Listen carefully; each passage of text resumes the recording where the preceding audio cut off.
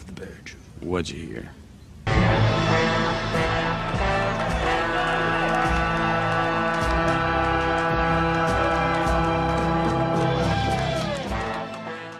Hello again, everyone, and welcome back to Bear Drew Aboard. Thank you as always for tuning in. Currently, we are recording from somewhere in between the eastern coast of Australia and the Great Barrier Reef. Today, I want to talk to you about my trip ashore in the village of Gaire. It was the second to last day of outreach, and I went ashore and didn't even have to fix anything, so it was a lot of fun. It's shallow water for a long way out near the village, so we had to get out a bit from shore and do the MacArthur thing as we waded on in.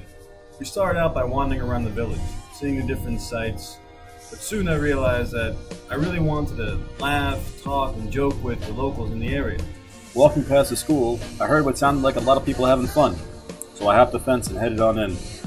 Yes, you heard this correctly. I actually broke into a school. Right now, all of my high school teachers' heads are exploding. I jumped in with the groups of YWAMers who were doing classes with different groups of kids. What class did I get to partake in? That's right, you guessed it, the puberty talk.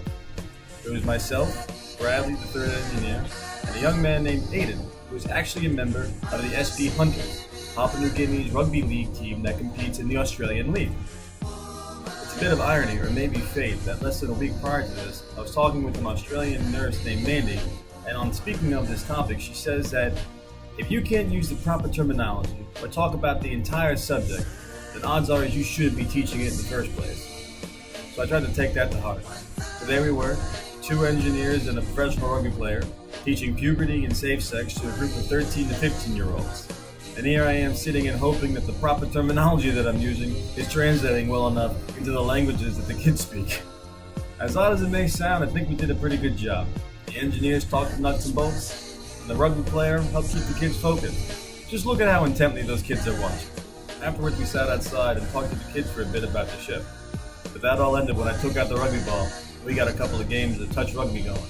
Later on that day, I was talking to Aiden, and he says that pickup rugby game probably did more for those kids to listen to what we had to talk about than anything else. And I said, dude, they got a chance to play rugby with a professional rugby player on the national team who came from their village. Odds are that's something they're going to tell their grandchildren about. My videos and photos from this day are pretty scarce because I spend most of my time blowing up balloons and blowing bubbles with the kids in the village. And in the process, I developed quite a large group around me. Though like all good days, it had to end. And when I stooped down to take a picture with the sea of children that was around me, they all swarmed me and started climbing me like a ladder. One was able to hold on, and with him on my shoulders, we walked out into the low-tide mud, headed over to the boat that was going to take us back to the ship. The day ashore really helped me put things in perspective.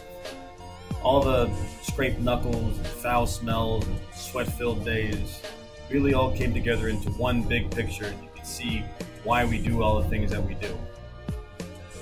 It's because all of this hard work goes to help such incredibly nice, kind, and wonderful people.